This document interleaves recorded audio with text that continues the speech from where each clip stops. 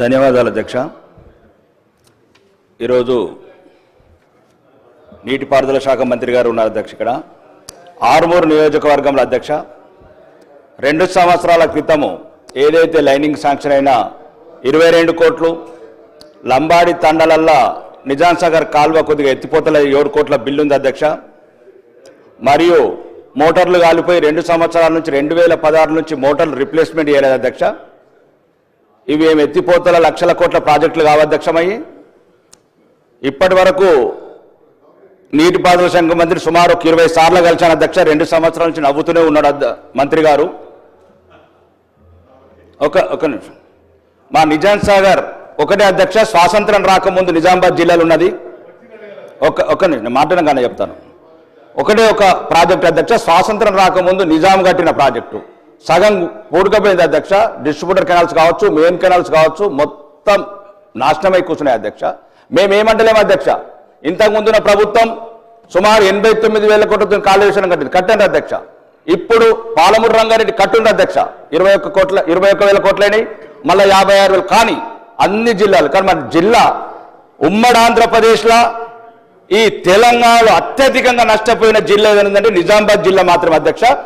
ఏదైతే ఈ కాలువల పునరుద్ధరణ, లైన్స్ ఆధునీకరణ సుమారు ఒక 2,000 కోట్ల అధ్యక్ష.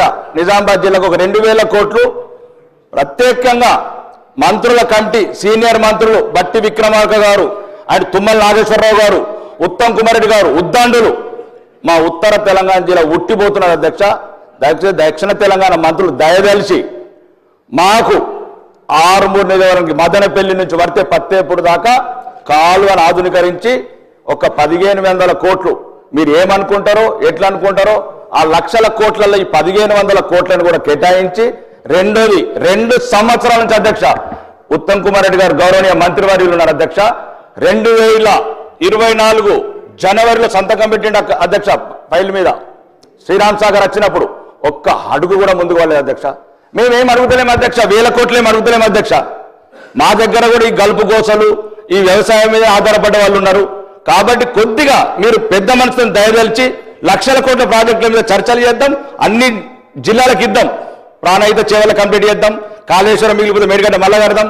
కానీ నిజామాబాద్ జిల్లా ఈ ఉమ్మడి ఆంధ్రప్రదేశ్లో తెలంగాణలో ఎక్కువ నష్టపోయిన జిల్లా కూడా అంటే ఒక నిజామాబాద్ జిల్లా మాత్రమే. దయచేసి సీనియర్ మంత్రులు మరి ముఖ్యంగా ముఖ్యమంత్రి గారు దయదలిచి ఈ నిజామాబాద్ జిల్లా మీద ప్రత్యేకంగా దృష్టి పెట్టి ఇప్పుడు ఏదైతే నిజాం సాగర్ ఆధునీకరణ కాలువ ఉందో ఆర్మూరు నియోజకవర్గానికి సుమారు ఒక 1,500 కోట్లు కేటాయించడం మీ ద్వారా కోరుకుంటారు అధ్యక్ష. ధన్యవాదాలు. గౌరవ మంత్రి